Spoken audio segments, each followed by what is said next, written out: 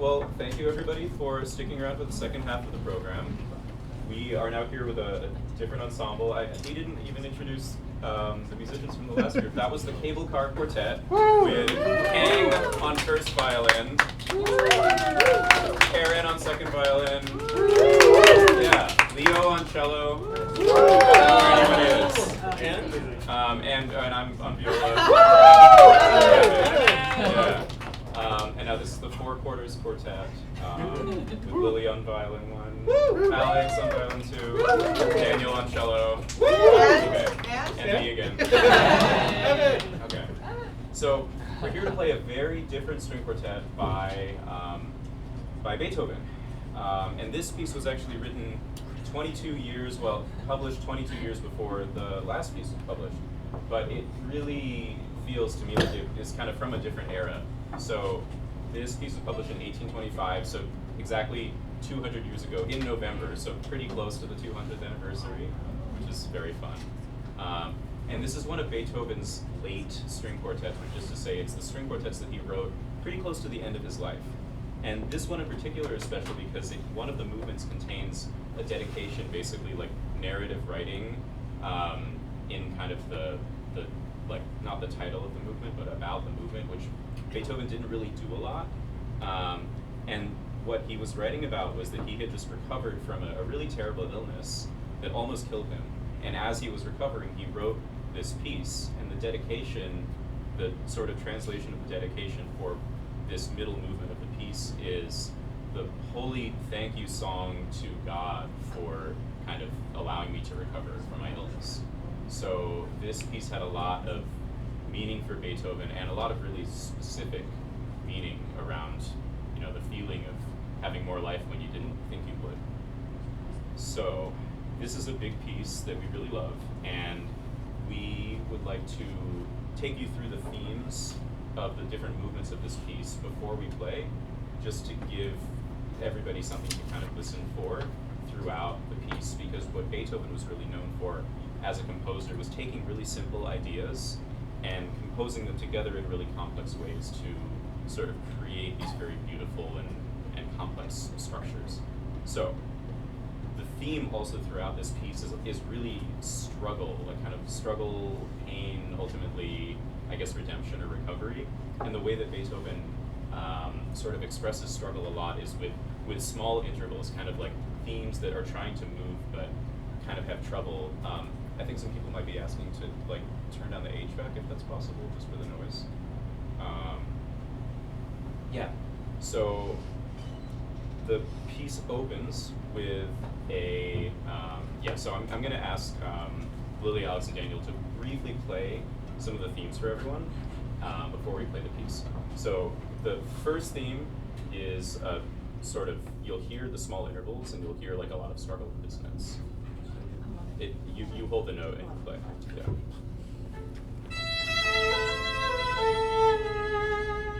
So you hear that theme in the cello. Later, the theme comes back in the violin, and now there's still small intervals, but there's less struggle. It's kind of a happier theme.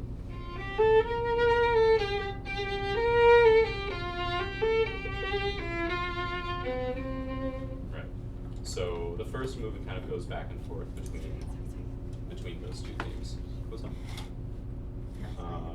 Okay. In the second movement, we are also feeling small intervals, but the second movement is very circular, both in terms of the structure of how we repeat kind of the whole movement and then come back and play through it again, but also all of the themes themselves are very circular, so it's a movement with a feeling of a lot of wandering. So, is everything okay? Yeah. Okay. Nice. Okay, so Lily's going to play the first theme.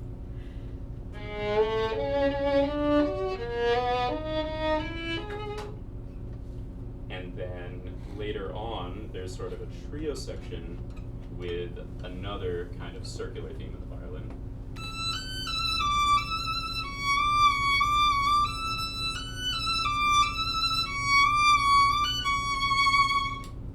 And then later there's another circular theme.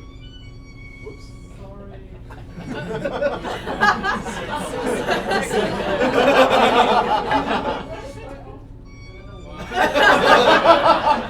It's very circular. Very circular, yeah. Yeah. Yeah. Is this the... There's, yeah, da, da, da, da, da, da. Right. So you can hear kind of the circular nature of all of those themes, and you'll hear all of them a lot throughout that movement. So there's this feeling of wandering, of not really being sure where we're going, until we finally arrive at the third movement, which is really kind of the core of the piece, and the third movement is the movement with that dedication. So this is kind of Beethoven's celebration of like the joy of living. And he actually wrote this piece around the same time that he was writing the Ninth Symphony, which contains the very famous Ode to Joy. So this piece that you're about to hear was definitely in Beethoven's head when he was writing that other really much better known piece, which is really interesting. I learned while kind of learning about this piece. So this very long, like 18-minute movement is split into 5 sections. There are 3 sort of prayer-like sections, and then 2 middle sections with this kind of joyous theme.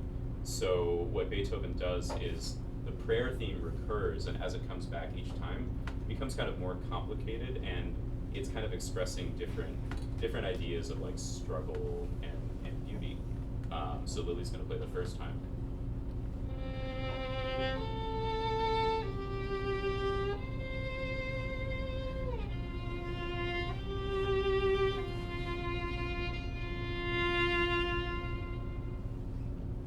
And then Alex will play the second time.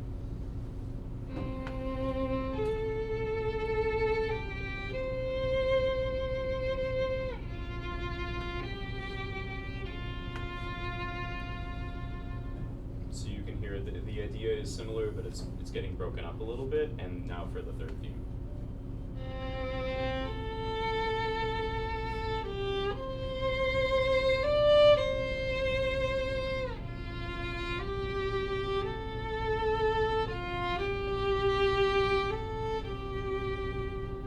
Yeah. So yet more kind of complicated and complex, and in this movement, we are all playing the theme at different times, kind of like a fugue. All of the parts interlock into this very beautiful, interesting, whole kind of harmonic structure. So that movement kind of ends on that note in the prayer theme, and then we move into a very energetic march. Like now we've recovered from our illness, and we're kind of like ready to get going. So you can hear now the violin is jumping around. There are these really large intervals, like we're finally able to move. But you'll hear that there's hesitation in the rest of the quartet.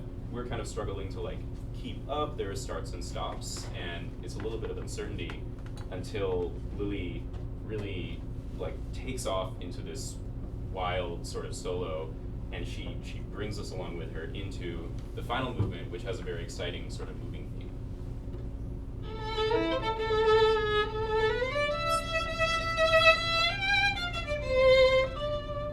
So you hear small intervals like we had at the beginning of the piece, but now they're more whole steps instead of half steps, so the theme can move a little more.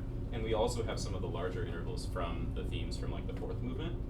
And that kind of takes us through a development until we get to the final theme, which kind of, I think of it as incorporating the small steps from the first themes in the first movement, but as if we've kind of come back to where we started, but like we've gone on a journey, we've learned something, we've kind of integrated these themes, and so Lily's going to play that theme now.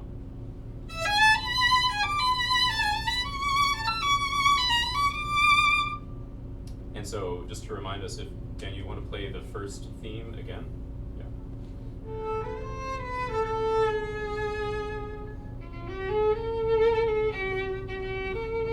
Yeah, so you can sort of hear how the theme that Lily played, it's incorporating the up and down motions of both of those themes in the first movement. And so with that idea, that kind of brings us through to a very exciting conclusion at the end of the piece.